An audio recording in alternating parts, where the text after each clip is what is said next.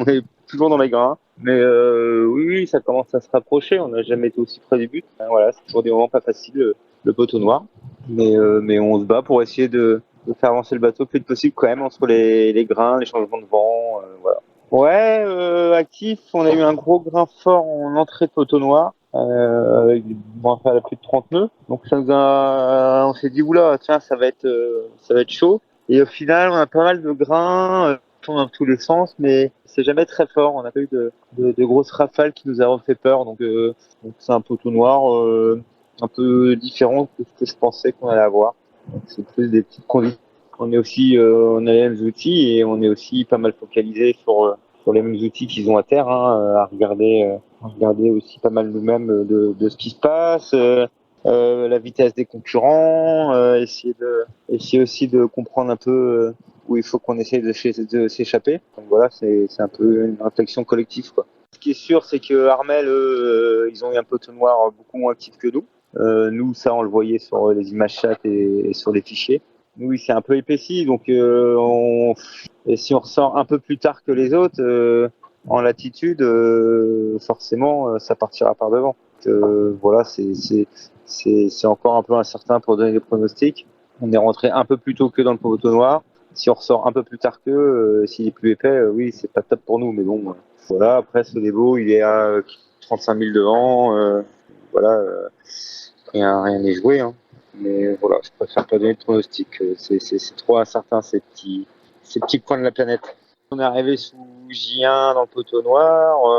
Rapidement, on a une grosse rafale à 30 nœuds. On a roulé, on a mis J2. De temps en temps, on a redéroulé le J1. On essaie de jongler entre tout ça, entre GVO, théorie dans la grand voile.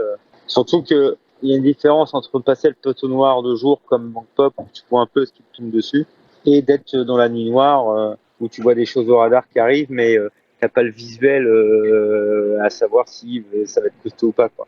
Tu joues un peu moins avec les voiles la nuit, quoi. On va dire qu'on joue un peu plus avec les voiles la journée. C'est plutôt, dès que c'est cool, il y en a qui essayent de se reposer, et puis dès que c'est les moments chauds, un peu des grains, où voilà, faut être actif, on réveille l'autre, et dans ces phases-là, on est à deux dans le cockpit. Ouais, donc faut quand même, c'est quand même une partie de la course où il faut être quand même assez vigilant.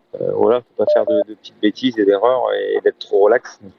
Non, non, c'est de temps en temps quelques petits cafés, on réveille l'autre, on se met dans des phases où on est à deux, voilà. Et dès que c'est un peu cool et qu'il y a de l'éclaircie autour et qu'il y a une phase un peu longue, tranquille.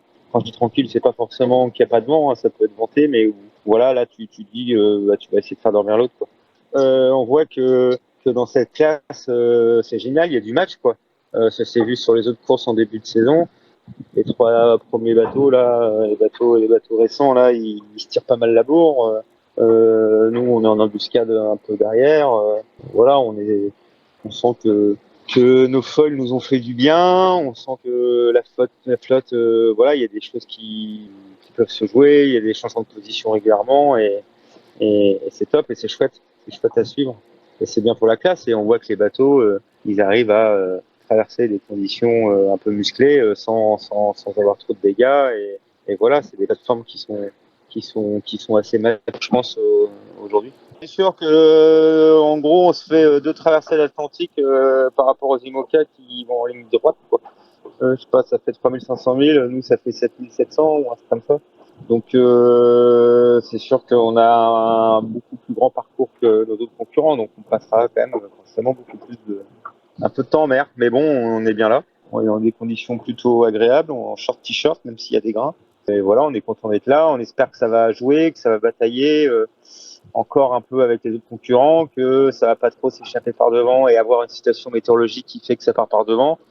Voilà, on a envie qu'il y ait du match jusqu'au bout et surtout envie de se sentir à l'affût.